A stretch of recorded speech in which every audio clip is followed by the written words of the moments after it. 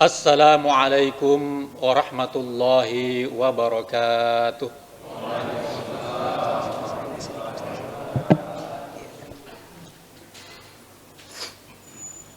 Alhamdulillahi rabbil alamin.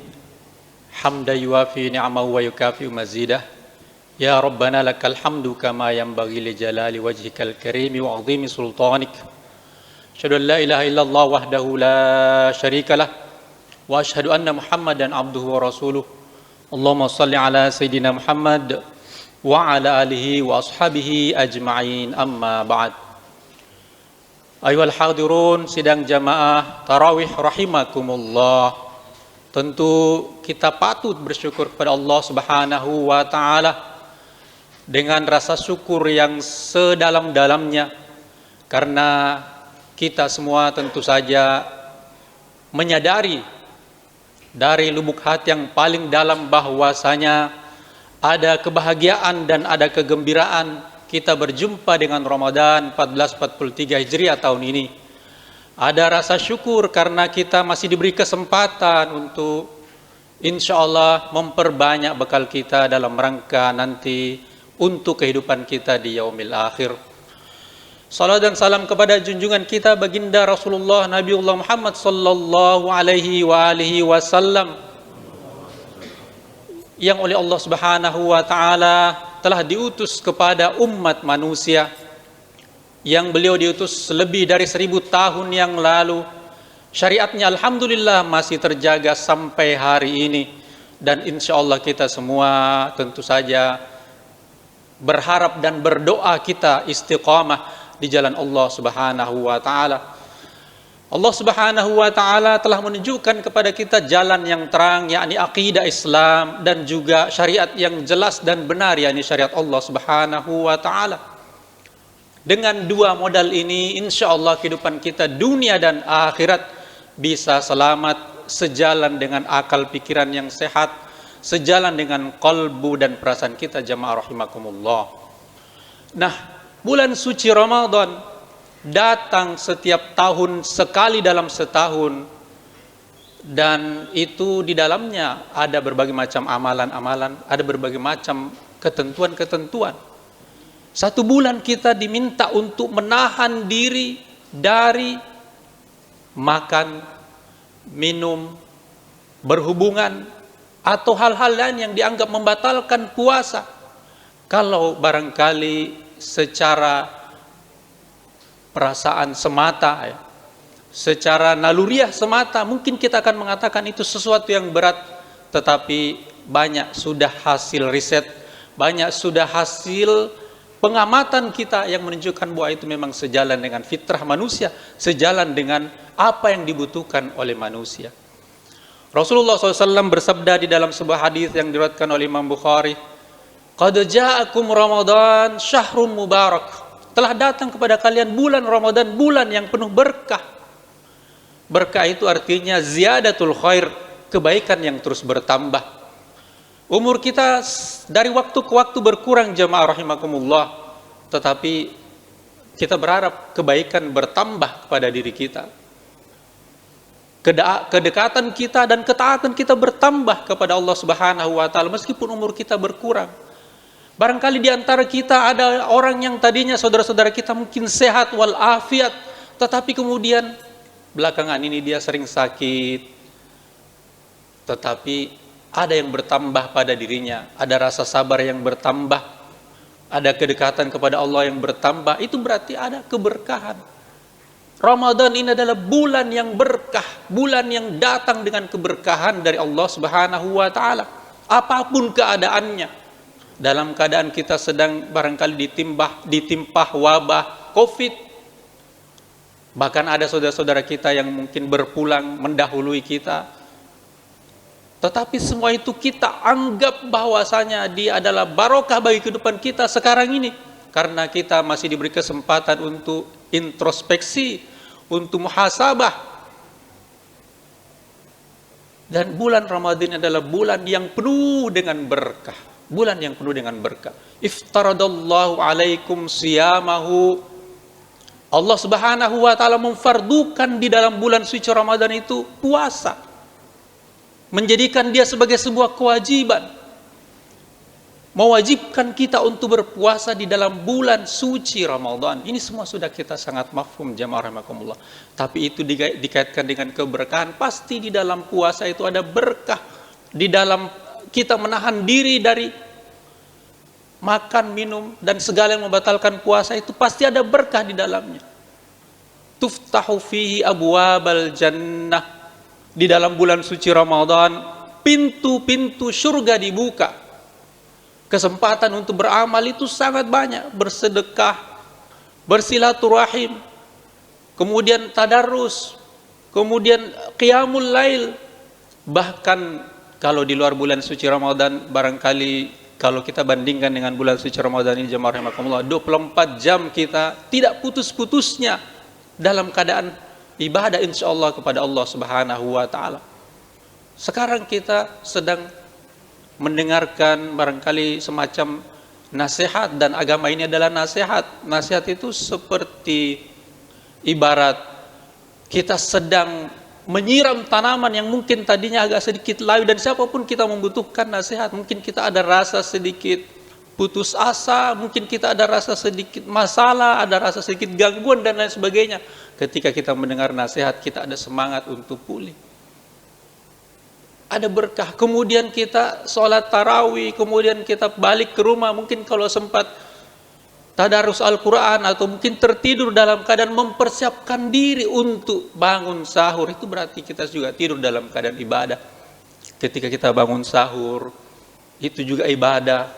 Kemudian sholat subuh, dan seterusnya. Dan puasa di siang hari. Artinya, nyaris insya Allah selama di dalam bulan Ramadan ini kita insya Allah terjaga dalam ibadah kepada Allah Subhanahu wa taala, insya Allah jamaah rahimakumullah. Kemudian di hadis tersebut juga tuftahu fihi abwabul jannah wa tughlaqu fihi abwabul jahim wa tughallu fihi syayatin. Dibelenggu syaitan.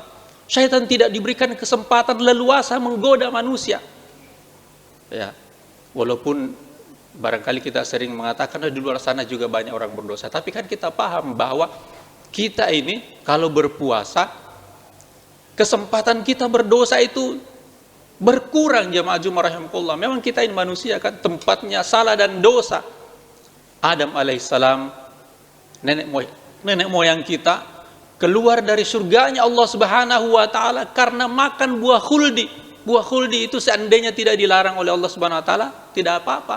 Tapi karena dilarang ketika itu, kemudian dilanggar larangan itu, maka dia berdosa. Kemudian dia dikeluarkan dari surganya Allah Subhanahu wa taala, sampai di bumi dia diberi kesempatan bertaubat. Begitulah kita jamaah rahimakumullah. Kita ini manusia yang bukan malaikat, selalu ada kemungkinan kita bersalah, dan tidak ada sama sekali yang kemudian bisa lolos dari kesalahan itu. Karena itulah kita diberi kesempatan untuk bertobat kepada Allah Subhanahu wa taala. Dan Ramadan ini disebutkan di dalam hadis as-shalawatul khams wal jum'atu ilal jum'ah wa ramadhana ila ramadan mukaffiratum bainahun.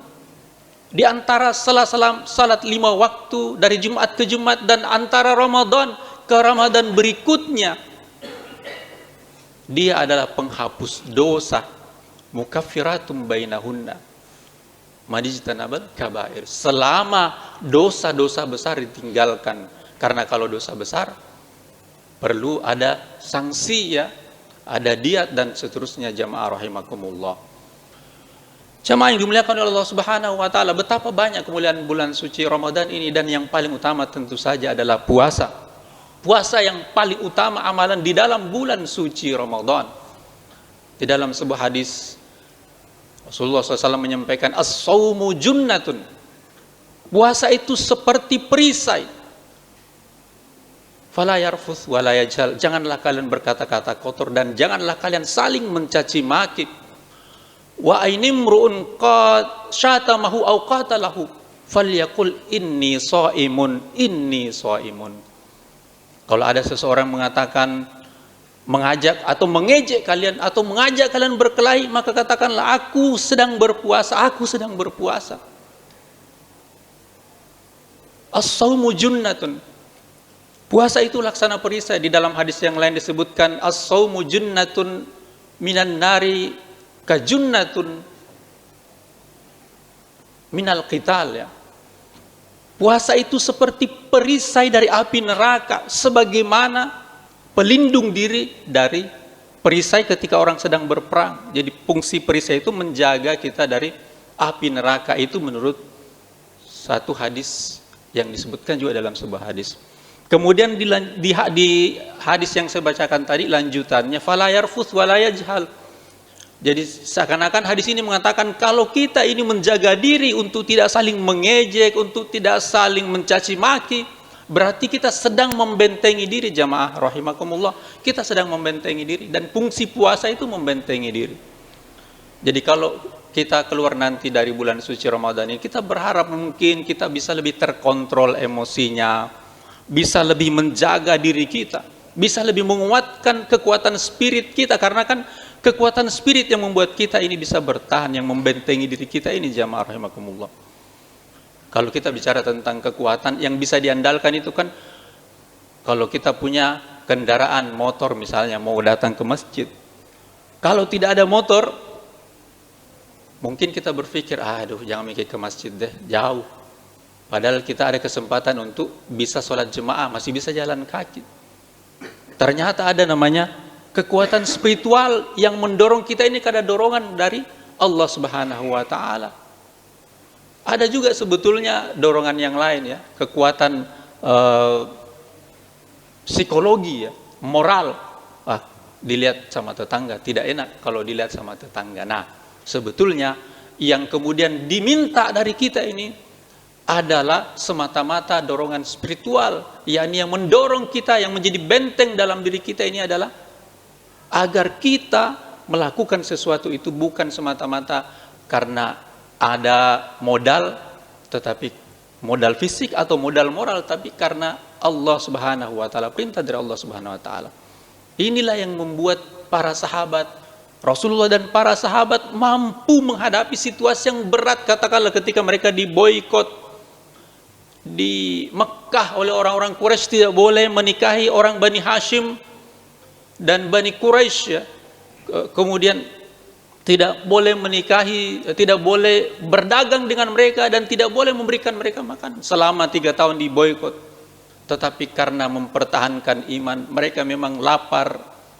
Kadang-kadang sebagian sahabat makan dedaunan atau tulang-tulang, karena sudah tidak ada lagi yang bisa ditemukan, tapi karena iman mereka bisa bertahan, jamaah rahimakumullah. Oleh karena itu kita berharap dengan datangnya ibadah puasa ini, kita bisa mempertahankan iman kita di tengah banyaknya persoalan-persoalan yang menimpa di tengah-tengah masyarakat kita. Di antara saudara-saudara kita ada yang tidak bisa bertahan karena tekanan ekonomi. Ada seorang ibu yang menggorok leher 3 anaknya, 1 meninggal dunia karena tidak tahan tekanan ekonomi. Dan saya kira cerita seperti ini banyak, jamaah rahimakumullah. Jadi puasa ini meskipun mungkin kita anggap sepele, tapi inilah yang memberikan kita spirit sejak kita barangkali dari kecil. Coba kalau misalnya kita tidak patuh sama orang tua, tidak mau belajar puasa, tidak bisa menahan diri, mungkin kita di luar sana menjadi anak jalanan, ya, atau orang-orang yang menjadi dalam tanda kutip tidak berguna bagi masyarakat karena tidak mampu mengendalikan diri, jamaah rahimakumullah, tidak bisa mengikuti ujian yang lebih besar. Puasa ini adalah mungkin ujian yang kita anggap masih level yang sederhana, tetapi itu sebetulnya sangat berguna bagi kehidupan kita dalam kehidupan sehari-hari kita, di rumah tangga kita, di kantor kita. Itu mungkin kita tidak rasakan, tetapi itu pasti ada barokah yang kita dapatkan, jamaah rahimakumullah. Di dalam hadis tersebut dilanjutkan, dikatakan di sana, fala yarfus wala yajhal wa inni mur'un syata au qatalahu falyaqul inni shaimun walladzi nafsi biyadi la khulufu famis shaimi atyabu indallahi mir rihil misk. Demi zat yang jiwaku berada di tangannya, sesungguhnya bau mulut orang yang sedang berpuasa lebih harum dari kesturi di sisi Allah Subhanahu wa taala. Terkadang yang kita lihat secara material atau secara fisik sesuatu yang buruk, tetapi boleh jadi itu sesuatu yang baik di sisi Allah Subhanahu wa taala yang kita tidak tahu rahasianya, jamaah rahimakumullah. Karena itu banyak-banyaklah kita husnuzon. Mungkin ada yang buruk yang kita lihat dari saudara, tetangga, teman, sahabat dan lain sebagainya, tetapi boleh jadi itu diniatkan dalam rangka berbuat baik. Dan puasa ini sebetulnya meskipun mungkin menghasilkan sesuatu yang dianggap maaf itu bau, tetapi itu di sisi Allah Subhanahu wa taala dia memperoleh ganjaran pahala yang besar di sisi Allah Subhanahu wa taala. Yatrukuhu ta'amahu, dilanjutkan dia disebut wasyarabahu wasyahwatahu. Dia meninggalkan, hambaku ini meninggalkan makannya, meninggalkan minumnya, meninggalkan syahwatnya, min ajli, dalam rangka mengabdi kepadaku. Jadi kita tinggalkan itu dalam rangka beribadah kepada Allah Subhanahu wa taala semata. As-saumu li wa ana ajzi bi. Puasa itu untukku dan aku sendiri yang akan membalasnya. Kata Allah Subhanahu wa taala, hadis qudsi. Dalam potongan hadis tersebut bahwa Allah Subhanahu wa taala yang akan langsung membalas, akan langsung memberikan ganjaran.